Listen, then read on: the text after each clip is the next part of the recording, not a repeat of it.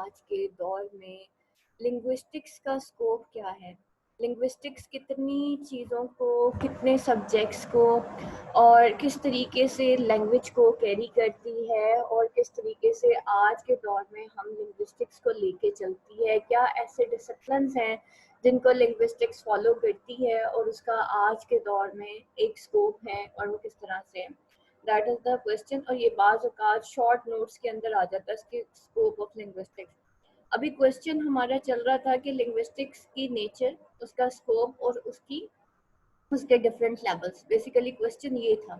ठीक है, ओवरऑल ये पूरा क्वेश्चन एज सच कभी मतलब आ भी जाता और नहीं भी आता। बाज़ औक़ात ये अपने पार्ट्स के अंदर आता है, या तो आपसे पूछ लेंगे वो इज लिंग्विस्टिक्स अ साइंस। कल हमने उसका फर्स्ट सेक्शन किया कि उसकी नेचर, और इज लिंग्विस्टिक्स अ साइंस के उसकी नेचर क्या है, कि लिंग्विस्टिक्स बेसिकली एक साइंस है, साइंस सब्जेक्ट है। दूसरा जो है अब हम उसका स्कोप पढ़ने जा रहे हैं, और नंबर थर्ड जो है हम उसकी ब्रांचेस या उसके लेवल्स, ब्रांचेस हो या लेवल्स हो बात एक ही है, तो हम उसके डिफरेंट लेवल्स या डिफरेंट ब्रांचेस जो हैं उसको आज डिस्कस करेंगे after scope of linguistics. Linguistics today is a subject of study independent of other disciplines. Before the 20th century, the study of language was not regarded as separate area of study of its own right. It was considered to be a part of studying the history of language or philosophy of language. Linguistics को आज ये एक खैर जितने भी discipline है उनसे थोड़ा इंडिपेंडेंट सब्जेक्ट है, लेकिन बिफोर 20th सेंचुरी, जैसे कल मैंने आप लोगों को स्लाइड पे शो किया था कि इसको क्या समझा जाता था, इसको जस्ट स्टडी ऑफ लैंग्वेज, जो कि जिसको क्या was not regarded as separate area of study in its own right, मतलब उसको सेपरेट एरिया नहीं समझा जाता था, बल्कि डिफरेंट सब्जेक्ट्स के साथ इसको इंटरकनेक्ट कर दिया जाता था। इंडिपेंडेंट सब्जेक्ट के तौर पर लिंग्विस्टिक्स को नहीं देखा जाता था। It was considered to be a part of history of language, जैसे कल मैंने आपको बताया था, या उसको फिलोसफी ऑफ लैंग्वेज के साथ जो है एक पार्ट कंसीडर किया जाता था। And this was non not as linguistics but as philosophy. So linguistics is a modern name which defines a specific discipline in which we study language not in relation to some other area, such as history or philosophy, but language as itself as a self-enclosed and autonomous system, worthy of study in its own right. It was necessary at the beginning of the growth of modern linguistics to define this autonomy of the subject. Otherwise, it would not have been possible to study the language system with the depth and exhaustiveness which it requires. और ये जो है it was necessary at the beginning of the growth of modern linguistics, के ये ज़रूरी था in the beginning of the modern linguist के आप डिफाइन करें this autonomy of the subject, इसकी जो इंडिविजुअलिटी है, इसकी ऑटोनॉमी है इस सब्जेक्ट की, इसको डिफाइन करना बहुत ज़्यादा ज़रूरी था। Otherwise it would not have been possible to study the language system with depth. तो आज हम इस तरह से लैंग्वेज सिस्टम को इतने डेप्थ में ना पढ़ रहे होते and exhaustiveness which it requires. However, now we acknowledge that while linguistics is a distinct area of study, it is also linked to other disciplines and there are overlapping areas of concern.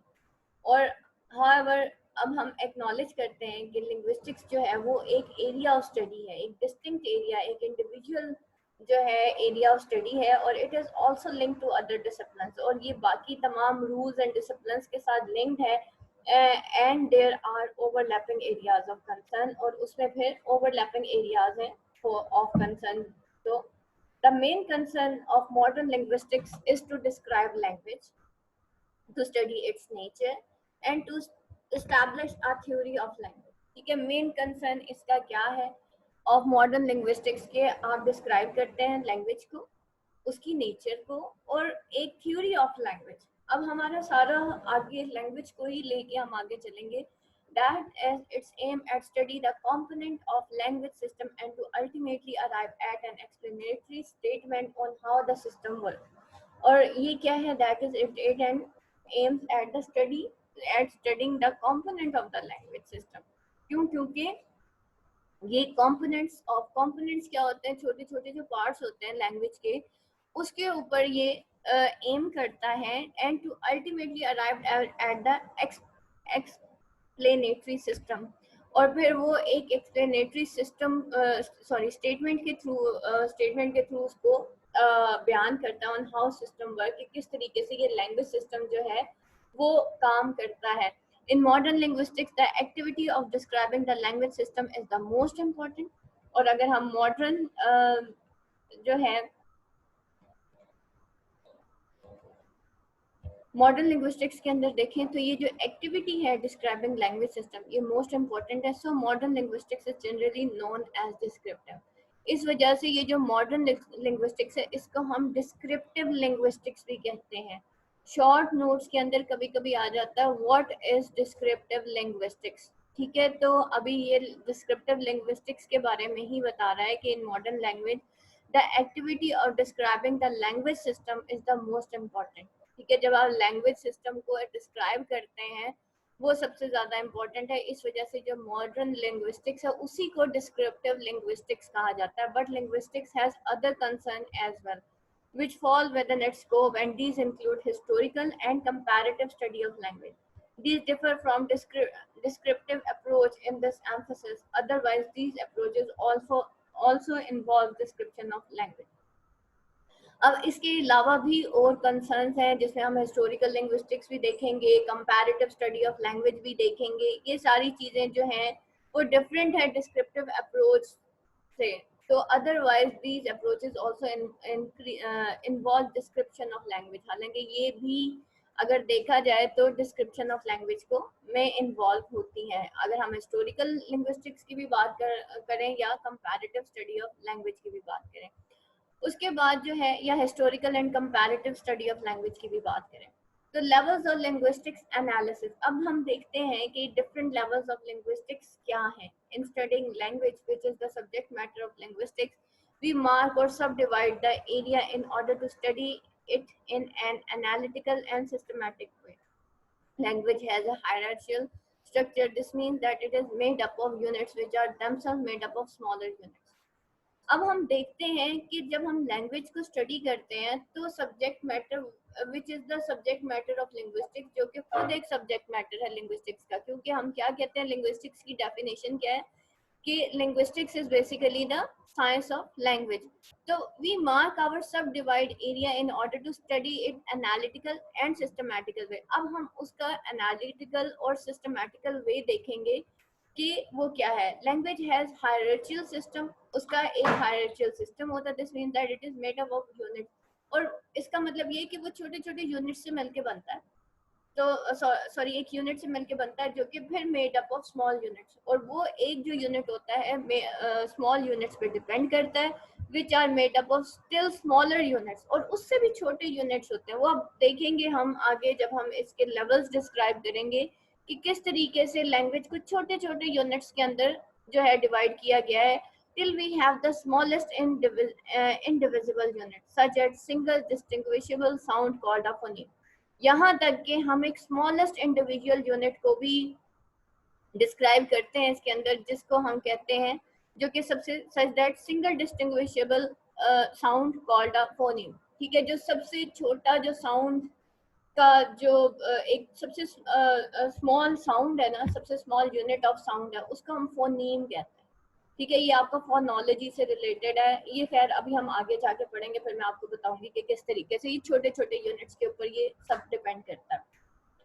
Or we can put it on it the other way around and say that single sounds or phoneme combine together to make larger units of sounds. These combine into larger meaningful unit called a morpheme. Morphemes combine to form larger units of words. अब यहाँ पे देखें, if we can put it other way around, that ये जो single sound है या ये जो फोनीम को ही सिंगल साउंड कहा जाता है. ये जो हम ए ब ख ड, ये क्या है, these are the phones and phonemes. ठीक है, तो ये कंबाइन होते हैं together to make larger unit of sound. अब आप देखें, फॉर एग्जांपल मैं कहती हूँ, मैं कुछ फोनीम्स ले लेती हूँ. फोनीम्स क्या है, मैं लिखती हूँ जनाब ABBLE एप्पल. ठीक है, ये देखें, मैं कहती हूँ ये APPLE. ठीक है, अब ये फोनीम्स है, एफ ल और ये ई यहाँ पे साइलेंट है. तो एप्पल जो है, जब हम ये डिफरेंट फोनेम्स को कंबाइन करते हैं तो एक साउंड प्रोड्यूस होती है, एक वर्ड की साउंड प्रोड्यूस होती है, जिसको हम क्या कहते हैं, that is basically the Apple. ठीक है, तो कितने फोनीम्स बन के एक फोन बना, मतलब एक जो है पूरा साउंड क्रिएट करते हैं, वो इतने मतलब 4 फोनीम्स मिले, 4 भी नहीं बल्कि ए फ फ, तो ये फोनीम्स इस तरह से कंबाइन होते हैं और फाइनली वो अपना जो भी इनका होता है एक साउंड प्रोड्यूस होती है। यानी कि छोटे छोटे फोनीम्स मिलके कंबाइन होते हैं इनटू अ लार्जर यूनिट और फिर एक साउंड प्रोड्यूस होती है जिसको हम एप्पल कहते हैं। ठीक है, और अदरवाइज बच्चे किस तरह से आजकल, जैसे मैंने आपको कहा कि मॉन्टेसरी स्कूल्स के अंदर आप जाएं, बच्चे इसी तरीके से पढ़ रहे हैं, ऐसे पढ़ रहे हैं हमारे बच्चे। तो वो क्या कहते हैं, मामा ABCD नहीं होता, ये तो एब होता है। क्यों? उनको फोनीम्स के थ्रू पढ़ाया जा रहा है। ठीक है, और फिर उनको बताया जाता है ये डिफरेंट फोनीम्स जब कंबाइन होते हैं तो फिर किस तरह की लार्जर यूनिट पे एक साउंड प्रोड्यूस होती है। तो बच्चों को अब इसी तरीके से पढ़ाया जा रहा है, चाहे वो अलिफ बे पढ़ाई जा रही है या फिर उनको ए ब क ड पढ़ाया जा रहा है। सेकंड, एक और चीज जो मुझे लिंग्विस्टिक्स पढ़ने के बाद एक कमी फील हुई कि ये लिंग्विस्टिक्स मैंने पहले क्यों नहीं पढ़ी, हमें डिक्शनरी नहीं पढ़ने आती। और डिक्शनरी का को पढ़ने का असल तरीका तो भाई लिंग्विस्टिक्स के अंदर लिखा हुआ। ठीक है, तो that is the main thing कि लिंग्विस्टिक्स बेसिकली बहुत सारी ऐसी चीजें हैं जो हमारे बच्चों को, जो अब जैसे मॉन्टेसरी स्कूल के अंदर फोनीम्स के थ्रू पढ़ाया जाता है, हम कहते हैं कि ये साउंड्स हैं। ठीक है, साउंड है और साउंड पैटर्न के थ्रू स्टूडेंट्स को पढ़ाया जाता है। इसी तरीके से डिक्शनरी भी हम लोगों को, मोस्टली लोगों को नहीं पढ़ने आती। अब तो खैर हमारी एप्स आ गई हैं तो उसके थ्रू हम पढ़ लेते हैं, पहले नहीं आती थी। उसके जो जितने साइंस हैं डिक्शनरीज के वो हमें नहीं पता कि उसको प्रोनाउंस कैसे करना है। और we can put it other way round. अब क्या होता है, ये स्मॉल यूनिट्स हैं, इंडिविजिबल यूनिट्स हैं जो मेड अप होते हैं और एक बड़ा यूनिट बन जाता है। ठीक है, और we can put it the other way around and say that single sounds or phoneme combined together make a larger unit of sound. ठीक है, अब ये छोटे छोटे फोनीम्स मिलके एक लार्जर यूनिट ऑफ साउंड बना देते हैं। These combined into larger meaning called its unit called a morpheme. और फिर यही फोनीम्स होते हैं जो कि क्या बना देते हैं, एक मॉर्फीम बना देते हैं। और मॉर्फीम जो है वो कंबाइन होता है to form a larger units of word. ठीक है, और ये जो है ये फोनीम्स जो हैं वो मिलके मॉर्फीम्स बनाते हैं और मॉर्फीम्स जब कंबाइन होते हैं तो वो ये लार्जर यूनिट ऑफ वर्ड्स बनाते हैं। And words combine to form a larger unit of sentence. ठीक है, और ये जो मॉर्फीम्स होते हैं ये कंबाइन होते हैं एक लार्जर यूनिट ऑफ वर्ड। कल हमने देखा था कि फोनीम्स जैसे एप्पल है, ठीक है, लेकिन एप्पल्स अगर मैं कर दूं तो फिर दो मॉर्फीम मिलके एक वर्ड बना रहे हैं, एक एप्पल और एक S. S sound and Apple sound मिलके एक लार्जर यूनिट बना रही है जिसको हम वर्ड कहते हैं। ठीक है, अब क्या हो गया, पहले हमने एप्पल की बात की, ए फ ल, और ई उसके अंदर साउंड साइलेंट था। ठीक है, एप्पल मिलके मतलब डिफरेंट जो फोनीम जो है वो मिलके एक साउंड प्रोड्यूस करते हैं, एक लार्जर यूनिट ऑफ साउंड। एक larger unit of sound produce जब होती है तो वो एक वर्ड के सूरत में हमारे सामने आ जाती है। ठीक है, और उसको हम जो है मॉर्फीम, एक सिंगल मॉर्फ होता है वो हमारा।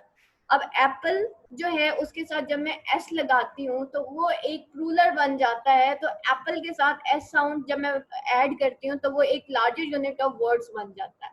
यानी कि एक और वर्ड प्रोड्यूस हुआ, that is the apples, and word combine to form a larger unit. अब इसी तरीके से ये वर्ड्स होते हैं जो कि कंबाइन होते हैं टू लार्जर यूनिट और sentence. Words combine to form the sentence. देखें, आपको मैं सिंपल बताती हूँ, साउंड्स या phonemes combine to form a word and words combine to form a sentence.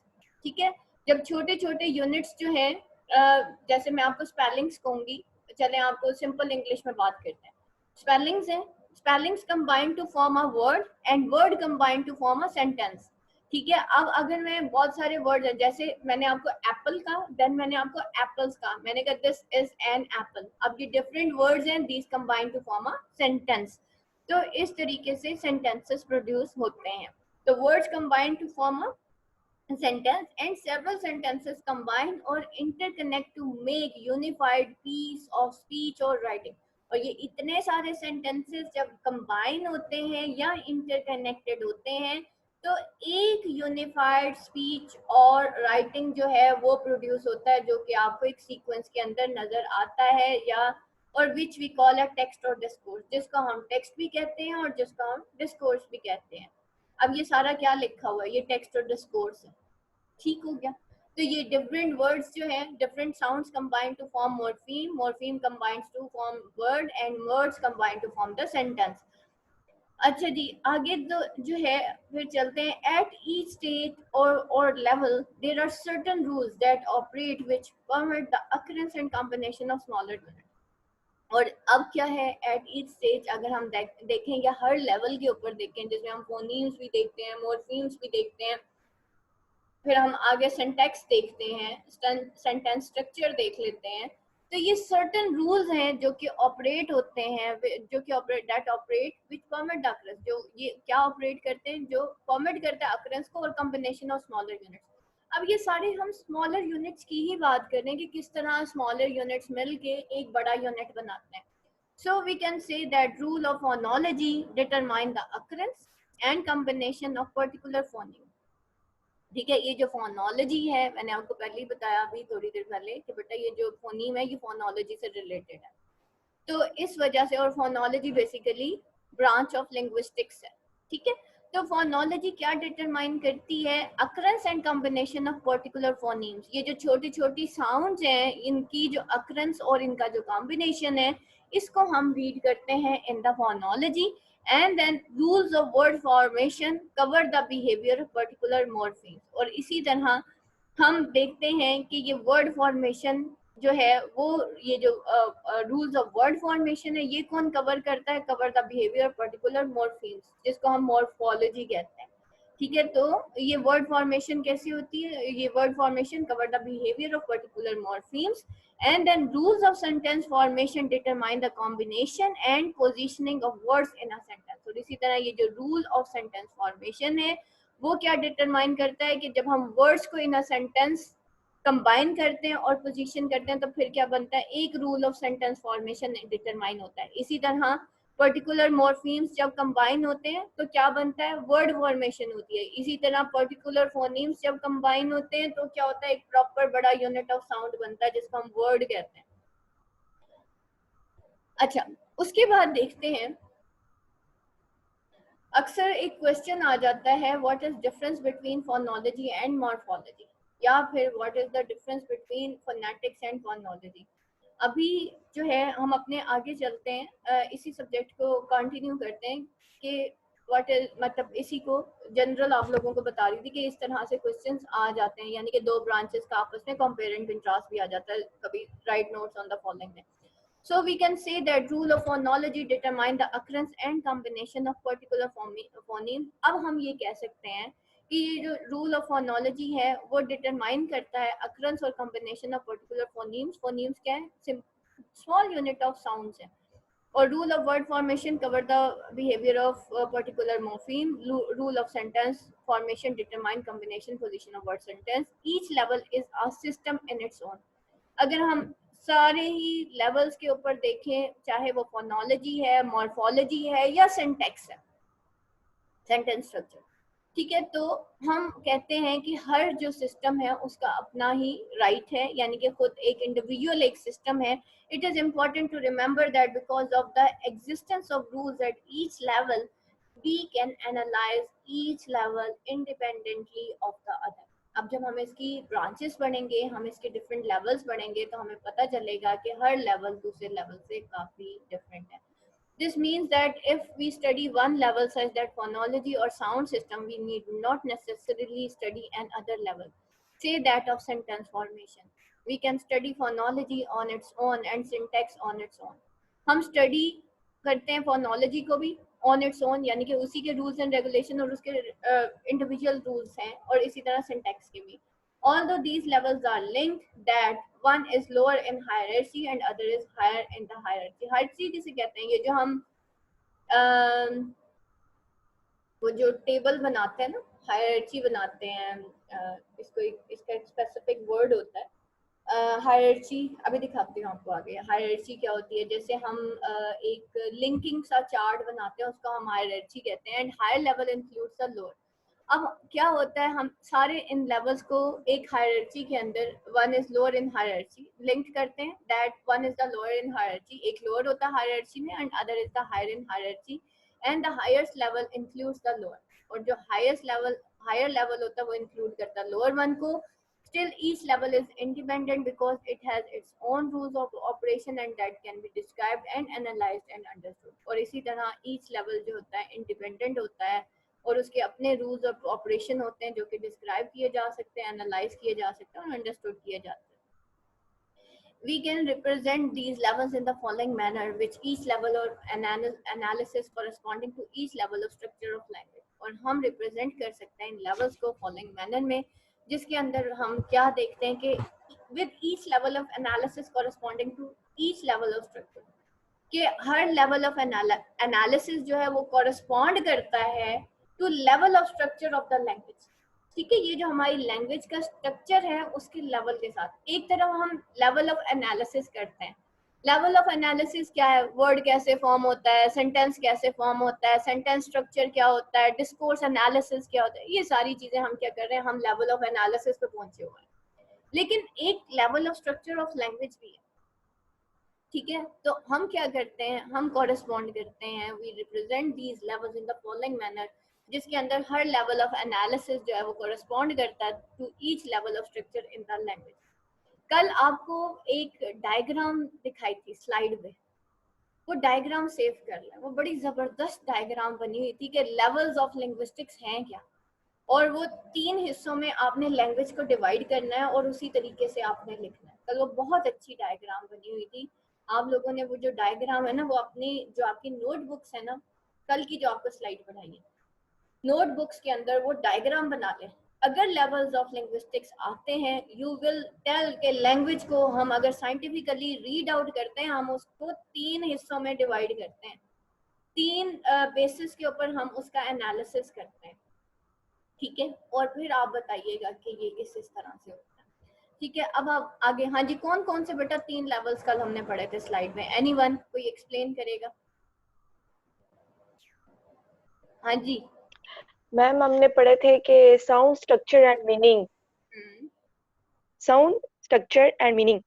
Sound structure and meaning, yes, 3 levels के ऊपर. Sounds में क्या था? Phonetics and phonology. मैम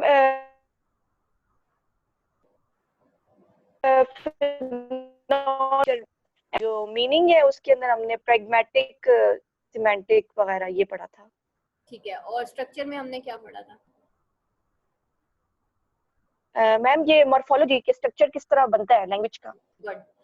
ठीक है, तो बेटा इस तरीके से आपने बताना है. हमने कल 3 लेवल्स के ऊपर लिंग्विस्टिक्स को डिस्क्राइब किया था, sound structure and Hira meaning. Ma'am meaning. Sound structure and meaning. ठीक है, हमने 3 लेवल्स के ऊपर जो है वो लिंग्विस्टिक्स को कल डिफाइन किया था कि लैंग्वेज को अगर हम एलैबोरेट करते हैं तो हम 3 लेवल्स के ऊपर करते हैं, साउंड स्ट्रक्चर एंड मीनिंग के ऊपर. और साउंड्स में आपकी जो है क्या आ जाती है, फोनेटिक्स एंड फोनोलॉजी आ जाती है. हाँ जी मिसबा, आपका माइक ऑन. गलती से ऑन हो गया था, बस वो यही बताई थी, phonetics and phonology, syntax and for morphology for words formation and structure, and meanings में प्रैग्मेटिक्स एंड सिमेंटिक्स कम्युनिकेशन के लिए. Pragmatics and semantics, yes. ठीक है, तो ये बेटा ये हमारी 6 तो यहीं पे हो जाती है. ठीक है पूरी. तो ये आपने ये वाली जो डायग्राम कल हमने देखी थी ना वो स्लाइड के ऊपर, वो आप लोगों ने जरूर ऐड की. ठीक है, आपकी लिंग्विस्टिक्स के अंदर आपकी डायग्राम्स बड़ी काउंट करती है. और इसी तरीके से ये जो हायरार्चिकल स्ट्रक्चर हम बनाते हैं ना, कि जैसे हम डिफरेंट लाइंस लगाते हैं, 3 लाइंस लगाते हैं, उसके नीचे हायरार्चिकल एक स्ट्रक्चर बनाते हैं. कोशिश कीजिएगा आपने लिंग्विस्टिक्स में वो भी बनाना है. आपको दिखाऊंगी आगे हायरार्चिकल स्ट्रक्चर्स कैसे बनते हैं. अच्छा जी, उसके बाद we can represent these levels in the following manner. हम रिप्रेजेंट करते हैं इन लेवल्स को in the following manner which with each level of analysis corresponding to each level of structure of language. Levels of analysis देख लेते हैं. अब देखिए हम क्या कह रहे थे, अभी बात वही आ रही थी कि लेवल ऑफ एनालिसिस क्या है और लेवल ऑफ स्ट्रक्चर क्या है, और ये आपस में कॉरेस्पॉन्ड करता है. ठीक है, फोनेटिक्स एंड फोनोलॉजी किसके साथ? करता है साउंड के साथ, लेटर ग्राफोलॉजी के साथ, मॉर्फोलॉजी जो है word formation, syntax sentence formation, semantics meanings and discourse connected sentences. अच्छा, तो कल हमने बात वही की थी, यहाँ पे बेशक अब आप वो भी बनाइएगा और आपने ये वाला चार्ट भी बनाना है। एक तरफ आपने ये लेवल एनालिसिस लिखना है, दूसरी तरफ लेवल ऑफ स्ट्रक्चर लिखना है, दरमियान में आप लाइन लगाएंगे और लाइन लगाने के बाद आपने बताना है कि ये क्या क्या चीज़ें जो हैं। लेवल्स फोनेटिक्स एंड फोनोलॉजी में हम साउंड को देखेंगे, जो साउंड स्ट्रक्चर क्या होता है, मॉर्फोलॉजी में हम वर्ड फॉर्मेशन स्ट्रक्चर देखेंगे, सिंटैक्स में हम सेंटेंस फॉर्मेशन स्ट्रक्चर देखेंगे, सेमांटिक्स में हम मीनिंग्स देखेंगे और डिस्कोर्स के अंदर हम कनेक्टेड सेंटेंसेस देखेंगे। उसके बाद हम देखते हैं a careful look at the above diagram will show the levels of language structure are not completely separate from one another। और अगर हम ऊपर देखें इस डायग्राम में तो लेवल्स ऑफ लैंग्वेज के अंदर हम देखते हैं कि ये जो स्ट्रक्चर जो है वो एक दूसरे से सेपरेट नहीं है। In fact there are important vital linkage between the levels। In earlier studies, it was supposed that phonology, the level of sound structure, had no link whatsoever, the same semantics or level of meaning structure. Now we know that link of these levels are far more complex than had earlier accepted। With regard to discourse, we can see that it is made up of levels of language working together। ये अब ऊपर वाला chart देखें, ये इन words को आपको बताना जा रही हूँ, ये जो नीचे लिखा हुआ है ना सेंटेंसेस, आप ये देखें, ये लिखा फोनेटिक्स एंड फोनोलॉजी, ठीक है। अब वो ये कह रहा है कि ये इनफैक्ट जितने भी लेवल्स है ना ये इंटरकनेक्टेड है। Phonetics and phonology different sounds मिलके क्या बनाती हैं, वर्ड्स बनाती हैं, वर्ड्स मिलके क्या बनाते हैं, सेंटेंसेस बनाते हैं, सेंटेंसेस मिलके क्या बनाते हैं, हमारे सामने एक मीनिंग्स का अंबार लग जाता है, सिंबल्स भी होते हैं हमारे सामने, थिसॉरस आप खोल के देख लें। फिर आगे प्रैग्मेटिक्स आ जाता है जिसके अंदर हम कनेक्टेड सेंटेंसेस भी देखते हैं। तो इट मीन्स कि ये लेवल ऑफ स्ट्रक्चर जो है ना, अगर आप इसके साथ एक एक एरो लगा देना बेटा तो बड़ा गुड हो जाएगा। ये देखें, आप इसके साथ एक एक एरो लगाइए। ये फोनेटिक्स मॉर्फोलॉजी से रिलेटेड है, मॉर्फोलॉजी सिंटैक्स के साथ, ये इसके साथ, ये इसके साथ, ये सब आपस में इंटरकनेक्टेड है, ठीक है। तो हम क्या बताएंगे, ये सब आपस में इंटरकनेक्टेड है। अब अभी मैंने आपको क्या कहा था, आपने ये प्रॉपर चार्ट बनाना है और आपने इन एरोस के साथ ये शो करना है कि ये भाई आपस में इंटरकनेक्टेड है, ठीक हो गया। तो that is basically the interconnection of these levels and these are interconnected with each other. Your diagram will show कि स्टूडेंट को कितना आता है।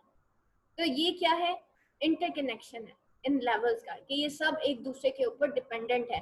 That is the smaller unit, ठीक है। और अगर नीचे देखें तो that is the larger unit. अगर हम इसकी हायरार्की बनाएं तो हम क्या करेंगे, ये जो लार्जेस्ट यूनिट है सबसे नीचे आ रहा है, ये स्मॉलेस्ट यूनिट है, साउंड से स्टार्ट होगा आपका, then morphology, then syntax, then semantics and then this.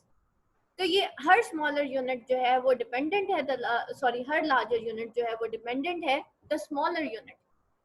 तो आप लोगों की ये जो डायग्राम्स हैं that will show the knowledge of the student in the examination hall.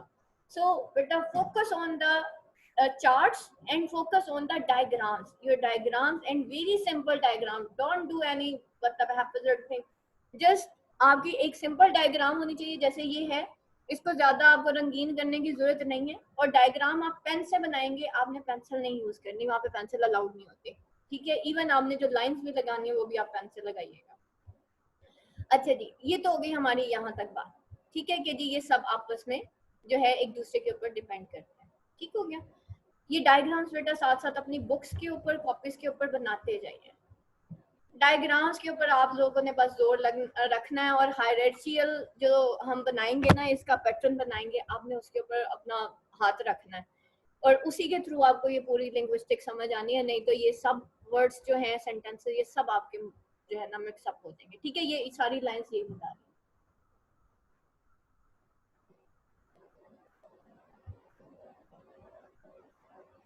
आगे लेके चलते हैं कि अगर इस केयरफुल लुक करें डायग्राम में तो ये इस तरह से डिफरेंट लेवल ऑफ स्ट्रक्चर जो दिखा रहा है, और ये हम एक दूसरे से they are not completely separate from one another. और इस पूरे स्ट्रक्चर के अंदर ये आपस में एक दूसरे से सेपरेटेड नहीं है। अब हम देखते हैं with regard to discourse we can see that it is made of level of language working together. अब ये सारे आपस में काम कर रहे हैं। While semantics incorporates analysis of meaning at the both words meaning and of sentence meaning, जबकि सेमेंटिक्स किसके ऊपर काम कर रही है, लेवल ऑफ वर्ड्स के ऊपर काम कर रही है, वर्ड मीनिंग पे भी काम कर रही है और सेंटेंस मीनिंग के ऊपर भी काम कर रही है, क्योंकि सेमेंटिक्स हमने क्या कहा कि वो मीनिंग्स के ऊपर काम करती है। तो सेंटेंस का मीनिंग क्या है और वर्ड्स का मीनिंग क्या है, इट मीन्स कि वो दोनों लेवल के ऊपर काम कर रही है, यानी कि वर्ड्स के लेवल पे भी काम कर रही है और सिंटैक्स के वर्ड्स क्या हमारी जो मॉर्फोलॉजी है उससे भी इंटरलिंक्ड है और फिर किसके साथ लिंक्ड है, सेंटेंस मीनिंग के साथ भी लिंक्ड है। तो सेंटेंस यानी कि सिंटैक्स के साथ भी लिंक्ड है और हमारी मॉर्फीम्स के साथ भी लिंक्ड है।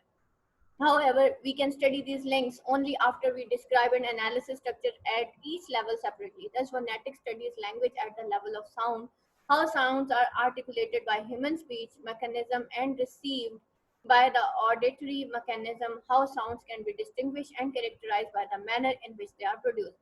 अब हम अगर in we can study these links only after we describe के and analysis structure at each level separately. अब हम सिर्फ इन लेवल्स को उस वक्त स्टडी कर सकते हैं जब हम study these links only when जब हम डिस्क्राइब करते हैं या एनालाइज करते हैं स्ट्रक्चर को एट ईच लेवल सेपरेटली। जब हम ईच लेवल सेपरेटली इसको पढ़ेंगे तो फिर हम इसको जो है स्टडी कर सकेंगे। The phonetic studies language at the level of sound. ठीक है, तो इस वजह से फोनेटिक्स क्या है, वो स्टडी करती है language at the level of sound, how sounds are articulated by human speech mechanism and received by auditory mechanism. और किस तरह से ये जो फोनेटिक्स है ये जो है स्टडी करती है language at the level of sound, कि कैसे साउंड्स जो है आर्टिकुलेट होते हैं बाय ह्यूमन स्पीच मैकेनिज्म। ये जो हमारा जो हम इसको क्या कहेंगे, जो स्पीच मैकेनिज्म है, ये हमारे टीथ, टंग, लिप्स, ये सारे इन्वॉल्व होते हैं, हमारे जॉज, ये सारे स्पीच मैकेनिज्म है, इवन हमारे वोकल कॉर्ड्स। ठीक है, तो ये सारा क्या है, that is basically the speech mechanism. ये हमारी स्पीच की मशीन है। साउंड प्रोड्यूस कहाँ से होती है, कैसे प्रोड्यूस होती है, received and received by auditory mechanism, और वो किस तरह से रिसीव होती है auditory mechanism. How sound can be distinguished and characterized by the manner in which they are produced, और किस तरह से साउंड जो है उसको डिस्टिंग्विश किया जाता है और कैरेक्टराइज किया जाता है by manner in which they are produced. For example हम बात करते हैं साउंड की, हम ब की बात करते हैं, ख की बात करते हैं, ड की बात करते हैं, सारी साउंड डिफरेंट है और किस तरह से ये प्रोड्यूस होंगी हम आगे जाके पढ़ेंगे। फिर आता है फोनोलॉजी। फोनोलॉजी साउंड्स की, साउंड्स बेसिकली साउंड्स है।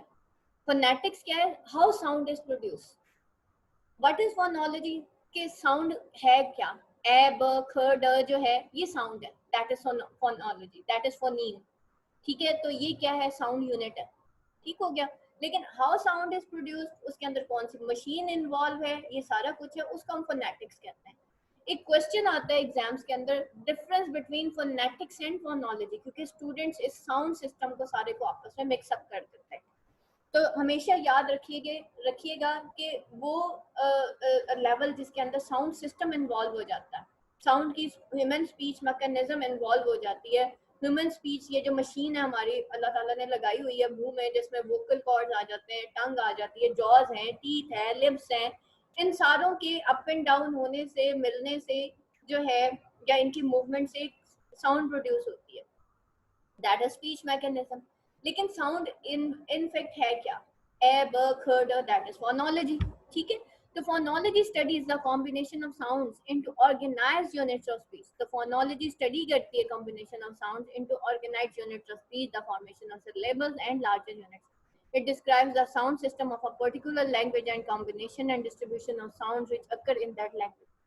और इसके अंदर क्या होता है, कॉम्बिनेशन ऑफ साउंड्स होती हैं into organised unit of speech, जैसे मैंने अभी आपको एप्पल की मिसाल दी थी।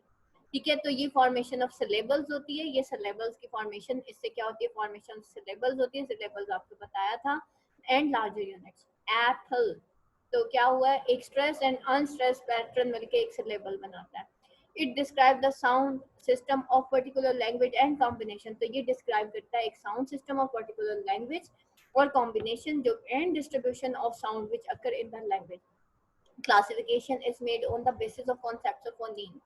अब क्लासिफाई होते हैं ये फोनीम्स की बेस पे, ठीक है। ये जो डिफरेंट साउंड है उसकी बेस पे हम इनको क्लासिफाई करते हैं इन साउंड्स को, such that are distinctive contrast unit sound म, ये साइलेंट है, फ, ठीक है। These distinct sound either combine with other, ठीक है। अब इसको हम मोफ भी कर सकते हैं, म, ओ, फ।